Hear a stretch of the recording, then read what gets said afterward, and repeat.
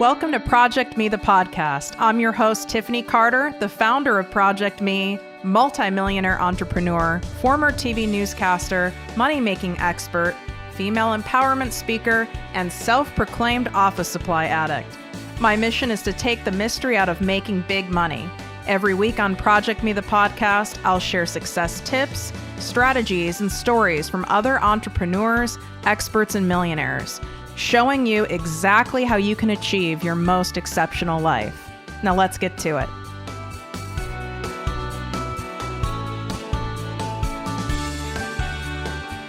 Welcome to ProjectME with Tiffany Carter, the podcast and posse. I'm your host, Tiffany, and I am a recovering perfectionist procrastinator. If you are in that insane perfectionism, procrastination, overwhelm, shame cycle, or it's one that you find yourself in often and it is wreaking havoc. Is it wreaking? Is that the word? Wreaking havoc on your life? Whatever, you know what I mean. This episode is designed to help you with that. Notice how I didn't say cure it, change it, you'll never have to deal with it again. These behaviors, even those ones that are limiting, that frustrate us, that make us feel like crap, that get in our way, those are so ingrained for many, many years for a lot of us, even from childhood. It's not like these don't come up anymore for me. So I want you to know that when I'm sharing it, and so you can give yourself some grace in the process as we help manage it. The goal here is to lessen the frequency that you fall into it, where it happens less and less for you. And that once you do fall in it, not if, once you do fall back into the cycle, you can shift out of it more quickly. So some of you will stay in this cycle for months. Some of you have been in this cycle for years around certain things. It could be around writing a book, starting your business, losing weight, leaving an unfulfilling relationship, having that hard conversation with a family member, or even, projects in your house that you've wanted to do and they stress you out, yet you never seem to find the time or have the time or the energy to do them, and they just kind of haunt you.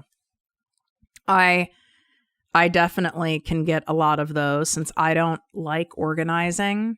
And which I have not found a great organizer here in LA. So if you know of someone that is not priced Kardashian style, that would be lovely. But I can look at piles, and I don't have any piles currently. Not true. I spot a pile of Post-it notes with random scratchings on them. I mean, I look like a psychopath sometimes in here with the amount of Post-it notes. But I don't have a big pile anymore, which I give myself a lot of credit for. There was some pretty big piles growing. And then I would look at the pile and be like, I need to deal with the pile. I need to organize that stuff. I need to go through it. And I'd always find some reason why I can't, or I won't be able to get through all of it. So I'm not going to even start. And they would just keep growing and they would annoy me. And I would see them and they would stress me out, yet I still wouldn't do anything about them. And I know that's it's not like a life-changing example, but it's a metaphor for what's going on in your life. Guaranteed you have mental piles going on of the stuff you want to accomplish. They might not be in a physical form. My guess is you do have some physical form of it. Maybe it's a closet that is overgrown that needs to be cleaned out. Maybe it's your office, but it could just be in your mind. But those piles are weighing you down. They're annoying you. And those just further keep you in that cycle.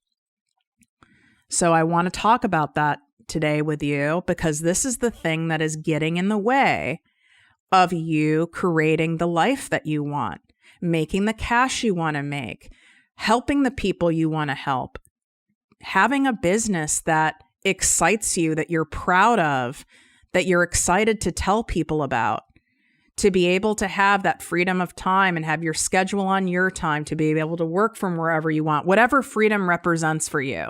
I mean, Mine changes depending on the day. I mean, I'm an options girl. I don't know about you.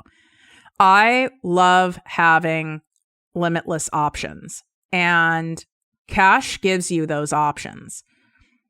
Doing a lot of personal development work and inner work also gives you more options. I love the sense of freedom, but also the sense of security, because the more security I have, meaning like financial security, mental security, stability, support, right? The more I feel like I can explore more out there options that I might not have felt safe to explore. So that's what motivates me. But this perfectionism cycle, here's the thing. Your mind's going to try to convince you that if you can't do it all right now, then you have to wait until you have more time, until you have more energy, until you know exactly what you're doing, until things slow down at work, until you get that certification, until your kids are older. And these are all just excuses your ego is doing a fantastic job of convincing you, because underneath all that mental gymnastics, you're scared of the unknown. You're scared of it not working, scared of looking like a fool, scared of what other people will think, scared of your kids feeling neglected, scared you don't have what it takes, scared you'll waste your money and have nothing to show for it. And with everything that I've accomplished, both personally and professionally, from building 2 multi-million-dollar businesses to recovering from severe childhood trauma to getting my health back on track after I thought my life was over, all of it started the same way. It all started by me making a decision and a commitment to take one small action at a time and one day at a time. And it is that simple. It's just not that easy, right? If it was that easy, you wouldn't be attracted to this episode. And that's where the shame part comes in this cycle, because you've probably even had people say to you in your life, well, just get up and work out. Just do the damn thing. Just do it. And it's that like critical parent, that inner bully. Well, just do it. What's your problem? Just start it. Just write the post. Just do the video. Just clean out your closet. Just stop eating white cheddar popcorn and Ben & Jerry's. Like, just stop it. Like, what's your problem? Like, it's not that hard. And then you use that to shame you. Well, shame is the lowest vibrating emotion. So emotions and energy, right? It has vibrations. I don't know if you've ever seen that chart. You can Google it and you'll get images, like infographics that come up. But shame is at the bottom of the energy frequency. This is no bueno. We do not want to be in shame. Full disclosure, shame is my default emotion. We all have a default spot we go to based on traumas, how we were raised, our own nature versus nurture, chemical makeup, all of it. I go to shame. Everything's my fault. Tiffany's bad. I'm wrong. Everything's my fault. I have to manage that every single day. That's never going to leave me. Is it a little easier to manage now than it was 5 years ago? Yes. Some days it's very loud. Sometimes it's many weeks in a row. But I go to that. Well, you're in that low vibrating emotion of shame and beating yourself up. It can show up in the form of guilt. It can show up in the form of comparing yourself to others, focusing on what you don't have versus what you have. And it might come in the form of you saying, well, I need to do this first before I have this. And I need to be more of this and less of this, because you're really saying you're not enough. So that not enoughness it can come up in. So now you're in that lowest vibrating emotion. Do we think any abundance is going to come from that emotion? No. When we're in that state, we end up attracting flies. Basically, we're in a shit state. So what does shit attract? Flies. We end up attracting more and more flies. And so then we get that kind of gets us stuck in this cycle, because when you feel like crap, well, yeah, where do you think your motivation goes? In the toilet. So of course you're not going to have that extra oomph or that, at least a little bit of a positive mood, or even bump of energy to get you in motion and doing things that you've made yourself believe are going to be so hard, because you're in such a low state. And then it keeps that whole thing going, which is why you feel stuck, which is why months can go by, years can go by. Often by the time my clients get to me, for whether it's in the posse, whether it's private coaching, they get to me. It's not like they've had a week of being stuck. They've been stuck for years. They've been stuck for months. They're at the point of losing their damn sanity. And my guess is that you're there with something in your life. Maybe it's not your business. Maybe it's you're not getting what you need in your relationship. Maybe it's with your kids. Maybe it's with your own health. Maybe it is with a limiting behavior that you know isn't working for you anymore, yet you feel stuck in it. You're not stuck in it. You're not stuck in this. But the best way to start is by lifting yourself out of the shame. So first, I want you to give yourself grace and give yourself some love instead of speaking and doing like drill sergeant motivation. That doesn't work on most people. It's not necessary. I want you instead to go, it's okay. It's okay. I understand where you're at with this. It feels like it's so much. You feel overwhelmed. You're exhausted. It's understandable why you're in shame, because you want what you say you want, yet you know you're not taking the necessary actions to get it. And it's okay. It's okay. You're not bad. You're not wrong. You're going through processing. And the very fact that you want to get out of it, you wouldn't be listening to this episode if you didn't want it to stop. So the very fact that you want it to stop and you're even listening to this episode, that's an action. You're not giving yourself enough credit. You don't want to stay in. There's a lot of people who want to stay in this spot because you don't stay in anything unless there's a payoff. What is your payoff? It's your ego's payoff for staying in this spot. Your ego wants you to keep the status quo, to not do anything risky, to not potentially upset anyone in your family, to not spend money. It wants you to stay in that spot. And that is why it loves it when you're stuck. That's the payoff. Because at least when you're stuck, you're not doing anything. You're not making any major moves in your life when you're stuck. So the payoff is it's the devil you know versus the devil you don't. This is why I see so many people do, is it consummate? Listen. I'm not, my brain is not fully on my game today, so there's going to be a lot of words I don't know. I think it's consummate. I don't even know if that's a word because it sounds like condiment, but it could just sound like condiment to me because I love condiments. Anyway, I'm going to move on from that because I don't know the word and then it's going to bother me. Consistent little moves are what build big dreams. So hear that again. Consistent little moves are what build big dreams. I did not end up where I'm at with millions in the bank, with all the options that I have. I have the option to have 2 homes. I have the option to get on a plane whenever I want. I have the option to work in my pajamas. I have the option to take a bath in the middle of the day. This wasn't created out of thin air. This was created because I made consistent little moves. I didn't make any big, bold moves, but your ego will start telling you that's how people you maybe look up to or admire. It might start telling you, oh, well, she lost all that weight because she's, eating boiled chicken and broccoli every night.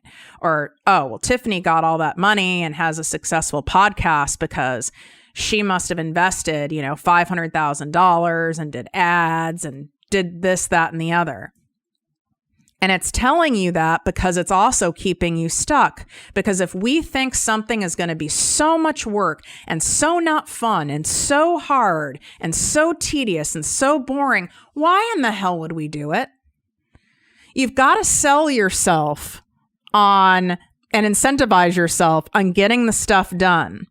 And your ego is going to want to sell you to not do it. So your ego is constantly going to sell you on all the reasons why this is going to be terrible, boring, a pain in the ass, energy sucking, financially sucking, it won't work, blah, blah, blah. Well, if you're not doing anything to counteract that voice and at least giving fair balance to your brain by saying, I hear you, ego, I hear everything you're saying, but let's at least look at the other side. That's a fair debate, right? Let's look at the other side. How is it going to feel once I have these piles cleared off and I wake up in the morning and I'm having my coffee and I don't see a pile on the kitchen table? I go into my office and it's clean and it's pretty and I have a fresh slate. How is that going to feel? What is that going to do for me? When you focus on that, you're at least having your brain look at a different emotional level versus shame. Right?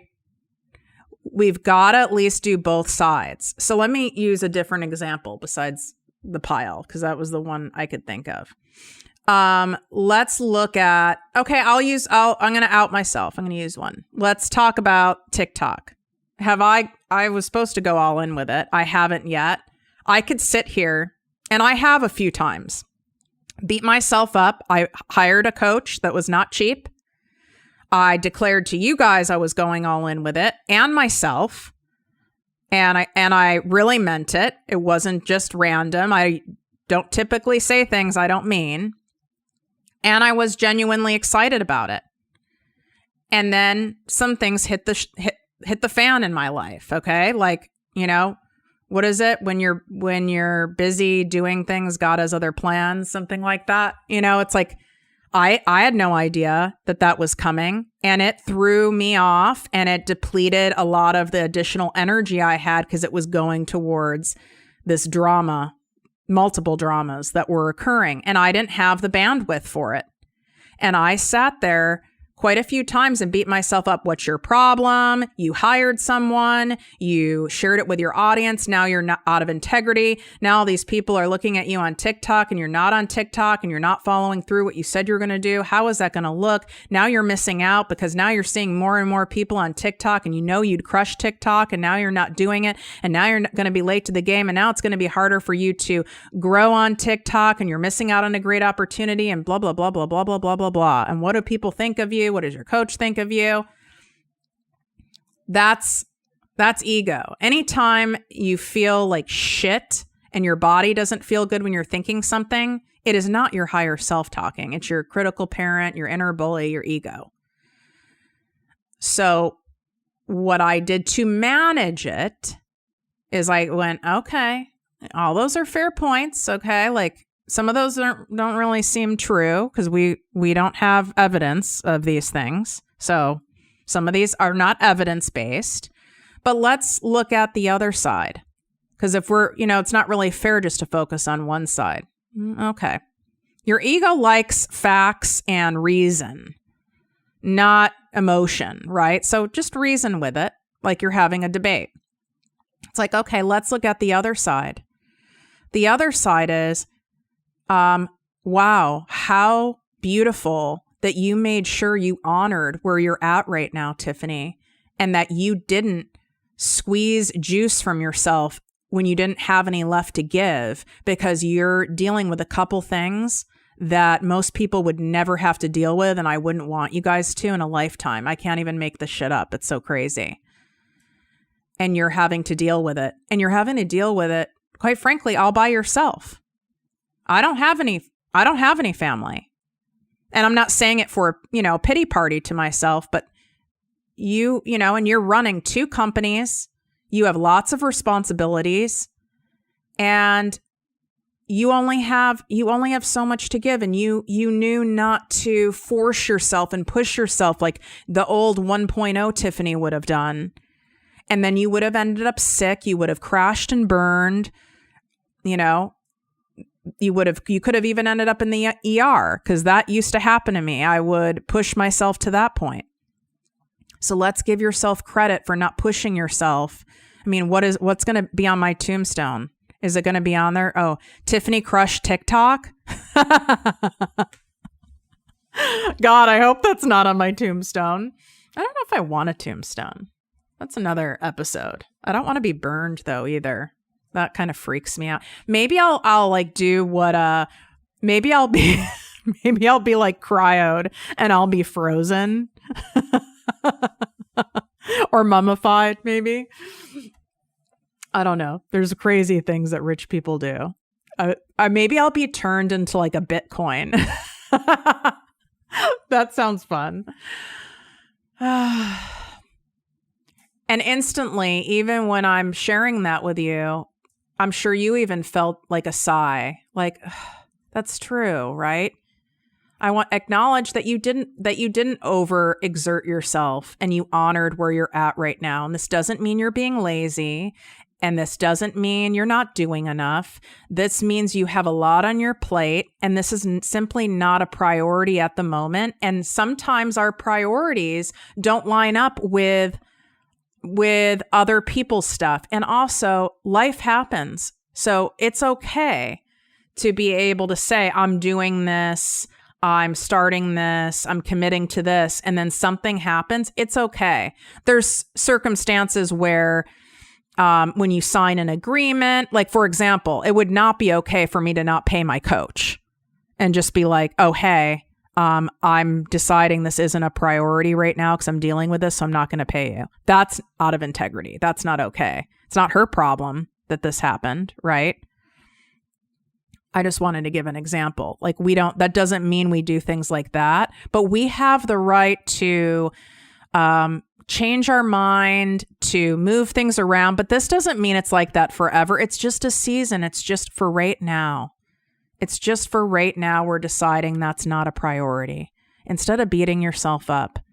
There's a lot of stuff that you've stacked on your plate that you actually are really not have to do's. You might have even like made yourself think they're a have to do to just put this pressure on yourself, thinking that's going to help you get it done. When in fact, the pressure is pushing you further into procrastination. I want you to take a contrary action and just experiment and take the pressure off. Take it off. Honey, you don't have to do all those things right now. Some of these things are not that important. In fact, a self-sabotaging behavior that's probably subconscious that you're doing is putting too much on your plate and making all these things like some high urgent priority, and they're not, and getting you into a frazzled, frenzied state. Take it off. It's not a priority. And that's okay. This doesn't mean you're not going to make it. This doesn't mean you're not qualified. You don't have what it takes. All this means is you've got to reprioritize some things. I want you to, when you have a perfectionism, procrastination, overwhelm problem, it's your priorities are off. Typically, it's that you're trying to do all the things, which is very especially common in women. So you're trying to do all the things, which is not possible. And there's only one of you. You're not asking for enough help. And you're stacking the deck so high that you're almost setting yourself up to fail and you don't even realize it.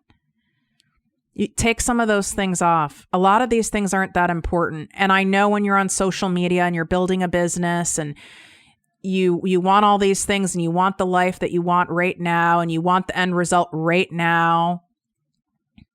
You know, I've been doing this 14 years. Yes, ProjectME with Tiffany Carter, the coaching brand, the podcast has been a little over 4 years. But that's 4 years of taking consistent action every day. And there were some days I only showed up 10%. There's some days I showed up 200%. And it still works. And this wasn't built on me working 40 hours a week either. But I always would check my priorities and was willing to let go of a lot of stuff. You know, if you pay attention to the stuff online, it's like, oh, now you need to be on Pinterest. And now you've got to be doing this. And now you've got to do a reel every day. Now you got to have freebie this, freebie that. And now you need to be a best-selling author. And now you have to do a podcast tour. And a lot of these people are saying you've got to do this because they're marketing to you so you'll buy it. And it's pretty effective, right? It works for them, but you don't need to have all these things. I've never had one person come to me in any of my programs that didn't come to me thinking, well, don't I have to do this, Tiffany? Don't I have to do this? Don't I have to start this? Don't I have to have that? And I'm like, no, less is more. We start telling ourselves we have to do all the things. You start telling yourself you're going to have to do cardio 5 days a week, and then you're going to have to lift weights 3 days a week, and then you're going to have to eat paleo, eat only paleo, or don't eat any carbs, and you start making what it takes to get to your goal, that journey to get to your goal, so fucking hard and not fun. Well, no wonder why you either don't stick with it or you delay and procrastinate from even starting. You're in resistance. So let's make it fun. How can this be enjoyable? What sounds more enjoyable? When I came down here at the beach, I was not interested in gym life, which is pretty shocking given I'm an OG gym rat. And I needed to get my body moving. And the only thing that sounded fun to me were long walks. So I took long walks. It sounded like and I made it a lot of work in my mind to go to yoga. Like I made it like, oh, this is going to take 30 minutes to walk there. I'm going to have to wear a mask. I made it so hard. And I shared in my Instagram stories. It was pretty funny. I timed it. I walk like at a snail's pace, by the way. Like I have long ass legs and I walk slow, like the Golden Girls pass me up on the Strand and then loop back around, and I'm like barely have moved. I don't know why I walk so slow. My dad walked slow. Maybe that's why. But it's like, if I'm walking at a normal person's pace, it's a 10-minute walk to yoga. They don't require mass. It doesn't take a bunch of time out of my day, but I made it sound like it was going to be so hard and so much work and so not fun. And that's okay that I was just doing, my walks. But something I really did need was yoga. I made it so hard. So of course I was in resistance to doing it. And thankfully, because the work I've done, I caught myself, which is what I'm hoping this episode does for you. I caught myself and going, you know what? I'm really making it sound like it's so hard, but do I have true evidence of this? Can I at least time how long it's going to take me to walk there? Let me at least time it. And when I timed it, I was horrified with myself of how close it actually was and how fast I got there. And then my next step was, why don't we pop in? Why don't we pop in and go to the front desk and ask, what's required here, instead of assuming they require mask life. And there's no mask required. So, how can we make it fun, and how can we actually find the real facts here? Because our ego's coming up with lies. And the fun factor, I focused on how I'd feel after. Imagine how I'm going to feel after, where I'm going to feel so stretched and opened. And I'm in Shavasana, and I'm coming into my day with a sense of just feeling great in my body and so grounded and so connected. Well, I don't have nearly as much resistance to that. That sounds delightful. So even if it's something like taxes, paying bills, organizing a closet, losing weight, doing stuff in your business that sounds not fun. Well, how can we make it more fun? Is it that you need to ask someone for help? Is it that you need to turn on music while you're doing it? Is it that you need to focus on how you're going to feel after instead of how you're going to feel during? I want you to try to take that contrary action and at least give that opposition factor to your brain of, instead of giving all that power to your ego and how terrible and hard and exhausted and you don't want to, and then you're not going to be able to do this, at least give fair balance to the other side. And it's pretty amazing. It's pretty amazing what you'll find. One thing that is so freaking common that you guys are in resistance of is your damn niche statement, your I help statement, and your Instagram bio. I don't know what to put in there. I'm not sure if I have the right niche. Is it a profitable niche? It seems like everyone else calls themselves this, and now I'm just another person doing the same thing, and it's not really clear, specific, and I don't really know what I'm doing, and my account's growing at a snail's pace, and I don't feel like I stand out, and the market's so saturated. So I am taking away that area of you feeling stuck because selfishly, I do not want to hear about it anymore. I have created the Nail Your Niche workshop, and it's a live Zoom workshop with me on getting a clear and profitable niche that attracts thousands of ideal clients. And this training that I'm paid for by many corporations to do is $2,800, and I'm only charging you $197. This is a one-time event. The seating is limited because I do not want thousands of people in here, because I want to make sure you guys get the best experience. So after this 90-minute workshop, you're going to walk away with an I help statement that is eye-catching, tangible, and crystal clear. You're going to walk away knowing exactly how to optimize your Instagram bio for maximum visibility and growth, plus the 3 key must-haves when you share any of your offers so that people actually buy them. So this is perfect for you if you aren't 100% confident with your niche. You want to be absolutely sure you have chosen a profitable niche, not just a specific one. You want your social media accounts filled with ideal clients instead of random people selling you stuff. You know your bio sucks, but you've been stuck on what to put in it. And you have a brand and business or in network marketing and want to get consistent cash and clients online. This is exactly who it's designed for. So go grab your spot at projectmewithtiffany.com/nail your niche. projectmewithtiffany.com/nail your niche. You can swipe up. The link is in my show notes. Grab your spot for $197. And yes, I am going to be sending out the replay, which you'll have access to for 7 days, because I know we have a lot of people in different time zones. So I wanted to make sure you would be able to access it if you weren't able to come live, because it ended up being at like 3 a.m. But I timed it and put a great date so that a majority of you will be able to show up live. And go grab your spot right now. I'm excited to solve this problem of yours and not just give you information. We're going to get shit done in this workshop once and for all so you can move on and obsess over something else. So swipe up. It's in the show notes, or go to projectmewithtiffany.com/nail your niche. Wishing you great health, wealth, and worth as always. Love you. If you enjoyed this podcast, please write a 5-star review on iTunes. Not only will this make me super happy, but it will allow more listeners to find our special show. Simply help me help others.